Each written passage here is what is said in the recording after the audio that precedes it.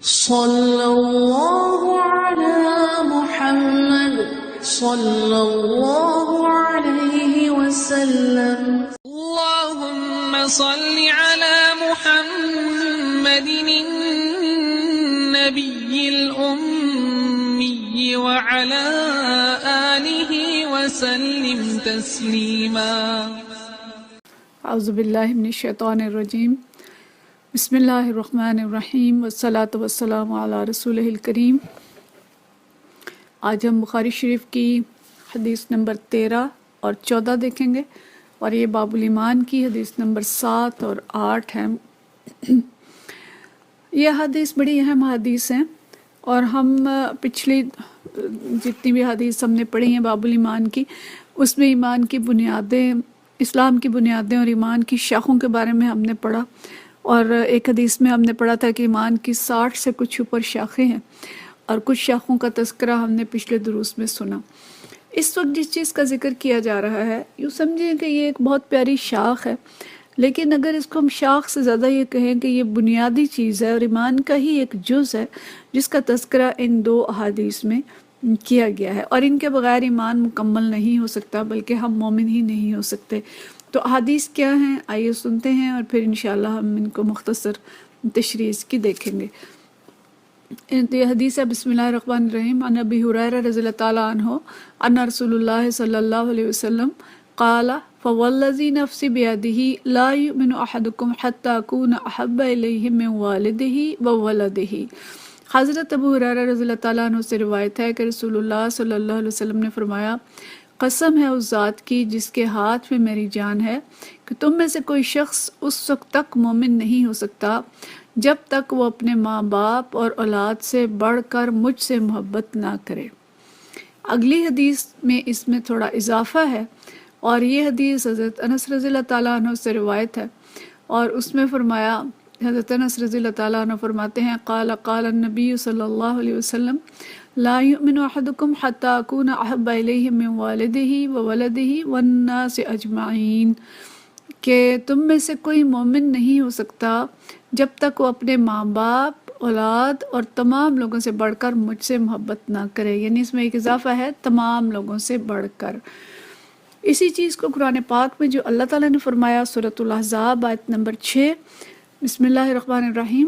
النبی اولی بالمؤمنین من انفسہم، کہ بلا شبہ نبی صلی اللہ علیہ وسلم اہل ایمان کے لیے اپنی جان سے بھی مقدم ہیں، جان پر بھی مقدم ہیں. یعنی یہاں والدین، اولاد اور تمام دنیا کے انسان، اور ساتھ ہی اللہ تعالیٰ نے فرمایا اپنی جان.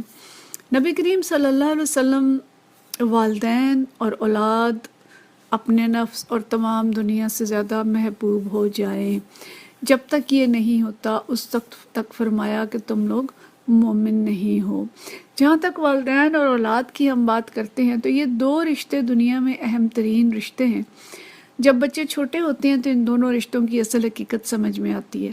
جب کوئی بچہ بیمار ہو جائے تو والدین کی حالت کیا ہوتی ہے، بچے پہ کوئی مشکل آ جائے تو اس وقت والدین کی کیفیت کیا ہوتی ہے، اور کسی بچے کے والدین کھو جائیں، فوت ہو جائیں، یا کوئی اور حادثہ ہو جائے تو اس بچے کی حالت کیا ہوتی ہے.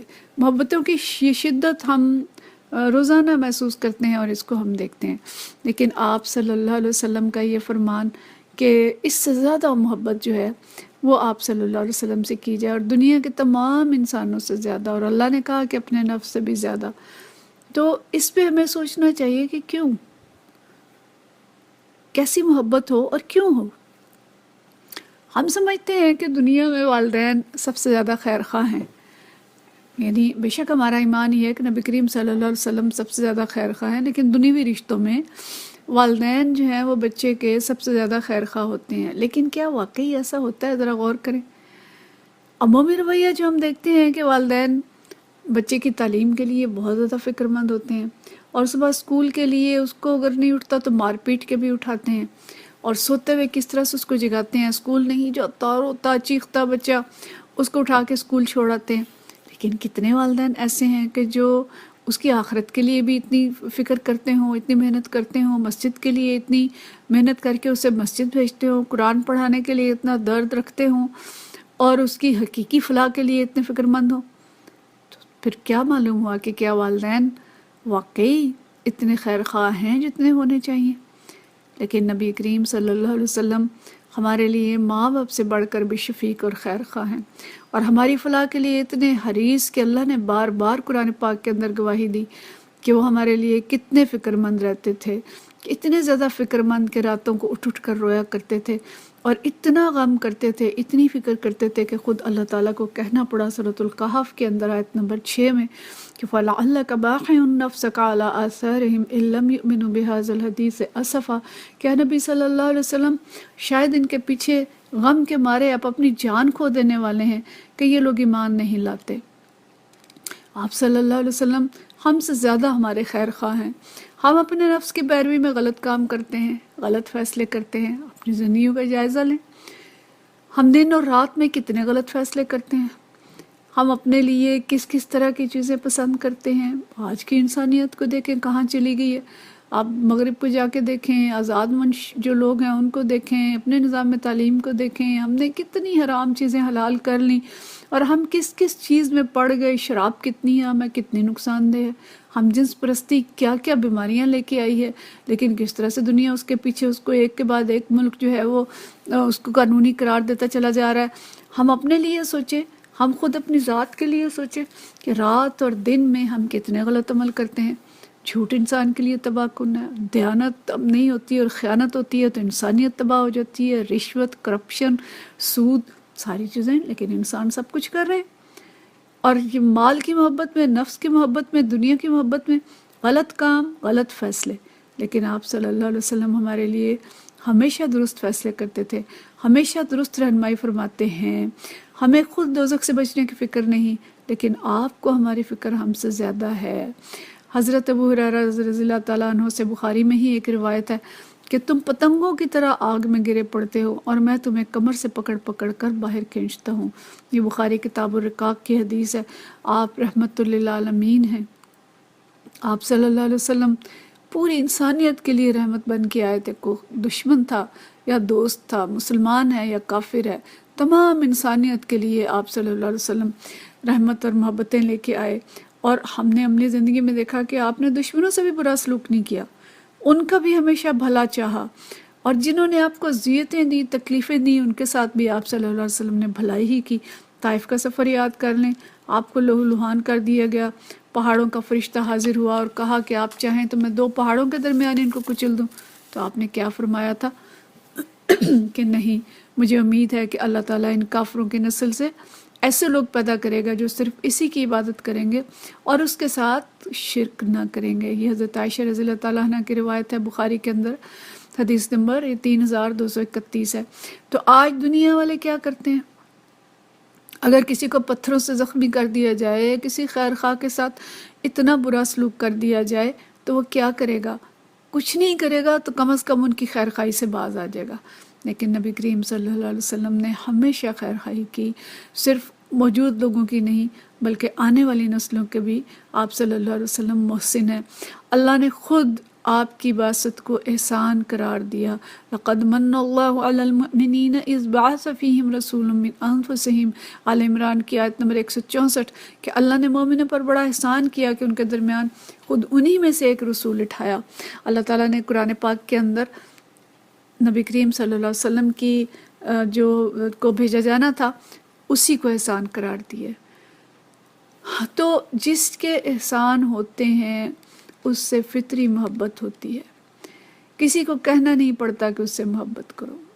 کیا ہمیں معلوم ہے کہ ہمارے اوپر نبی کریم صلی اللہ علیہ وسلم کے کیا کیا احسانات ہیں؟ کچھ نہ سوچیں، صرف ایک بات سوچ لیں کہ عورتوں پر کیا احسان ہے۔ آج کی عورت سڑکوں پہ ماری ماری پھر رہی ہے نا اپنے حقوق لینے کے لیے، اور اللہ کے نبی صلی اللہ علیہ وسلم نے اللہ کے حکم سے اس عورت کو اس وقت وہ احسان بغیر مانگے اس کے سارے حقوق دلائے تھے۔ اور آج عورتوں کے طبقے پہ جتنی نعمتیں اور جتنی بھلائیاں ہیں یہ سب اسلام کی دی ہوئی ہیں۔ یہ اور بات ہے کہ ہم اسلام کو پیش کیسے کرتے ہیں اور اسلام کو پیش جو مستشرقین ہیں وہ کیسے کرتے ہیں، ہم اپنے عمل سے اسلام کو کیا شو کرتے ہیں، لیکن اصلاً عورتوں پہ احسانات کتنے ہیں اس کو ہم گننے بیٹھے تو شاید کتابوں پہ کتابیں لکھی جائیں گی۔ لیکن پوری انسانیت جو ہے وہ نبی کریم صلی اللہ علیہ وسلم کی احسان مند ہے. انسانیت کو جو خیر ملا وہ اللہ کے نبی صلی اللہ علیہ وسلم کے ذریعے سے ملا. ہدایت ملی، امن، سکون، عدل، اچھی اقدار، والدین کا احترام، چھوٹوں سے شفقت، محبتیں بکھیرنا، کیا ہی کچھ ہے، گنتے جائیں اس کو. ابھی ہم بخاری شریف پڑھ رہے ہیں، ابھی ہم نے صرف چند حدیث پڑھی ہیں، لیکن انشاءاللہ ہم جیسے جیسے پڑھتے جائیں گے تو ہمیں صنعت کا احساس ہوگا، ہمیں آپ صلی اللہ علیہ وسلم کی تعلیمات کا علم ہوگا، آپ صلی اللہ علیہ وسلم کی سنتوں کا علم ہوگا، آپ کے اخلاق کریمانہ ہمارے سامنے آتے جائیں گے، اور ہم دیکھتے جائیں گے کہ نبی کریم صلی اللہ علیہ وسلم کے احسانات کیا تھے، محبتیں کیا تھیں، اور آپ صلی اللہ علیہ وسلم کا ہمارے بارے میں درد کیا تھا. لیکن بہت سارے سوالات ہمارے سامنے اس حدیث کے بعد آ کھڑے ہوئے ہیں کہ ہم ان احسانات کو کتنا جانتے ہیں، ہم کتنے قدر شناس ہیں اپنے پیارے نبی صلی اللہ علیہ وسلم کے، ہم کیا واقعی آپ صلی اللہ علیہ وسلم سے محبت کرتے ہیں؟ اگر کرتے ہیں تو اس محبت کے تقاضے کیا ہیں؟ کیا محبت صرف زبانی کہنے کی چیز ہے، یا اس محبت کے اظہار کا کوئی سلیقہ ہوتا ہے، اور یہ محبت چھپائے نہیں چھپتی؟ ہم ایمان کے کس درجے میں ہیں، اس چیز پہ ذرا غور کریں. اس ہفتے دل پہ ہاتھ رکھ کر سوچئے گا کہ کیا واقعی نبی کریم صلی اللہ علیہ وسلم اور آپ کے احکام، آپ کی سنتیں ہمیں اپنے والدین، اپنے بچوں اور اپنے نفس اور دنیا کے تمام رشتوں سے پیارے ہیں؟ سچے دل سے صحیح تجزیہ کرنا ہے. اور کیا ہمارا حال، یعنی کیسا ہمارا حال ہے کہ ہم سنت رسول صلی اللہ علیہ وسلم پر کچھ قربان کرتے ہیں، کر سکتے ہیں؟ کیا کیا قربان کر سکتے ہیں نبی کریم صلی اللہ علیہ وسلم کی سنت پر؟ کوئی رسوم، کوئی رواج، کوئی خواہشات، کیا کر سکتے ہیں؟ کہیں ایسا تو نہیں ہے کہ ہم ہر چیز پر سنتوں ہی کو قربان کر رہے ہوں؟ بس پورا ہفتہ اپنا تجزیہ کیجئے گا اور دیکھیے گا کہ عملی حالت کیا ہے، اور اگلے ہفتے ہم انشاءاللہ دیکھیں گے کہ اس محبت کے تقاضے کیا ہیں، اور اس کا اگر فیڈ بیک کوئی مل سکے مجھے کہ ہماری عملی صورتحال کیا ہے اور ہم کس درجے پہ ہیں محبت کے، چلیں مجھے نہ بتائیے گا، آپ خود اس کو سوچیں اور اپنی کسی ڈائری میں، کسی کتاب میں نوٹ کریں اور دیکھیں کہ ہم ایمان کے کس درجے میں ہیں. تو انشاءاللہ تعالیٰ اگلی دفعہ ہم اس کے کچھ تقاضے دیکھیں گے، اور پھر ہم دوبارہ تجزیہ کریں گے کہ ہمیں اس کو کیا کرنا ہے اپنے حالات کو بہتر کرنے کے لیے، اور ہم کیا کر رہے ہیں. وآخر دعوانا ان الحمدللہ رب العالمین. صلی اللہ علی محمد صلی اللہ علیہ وسلم.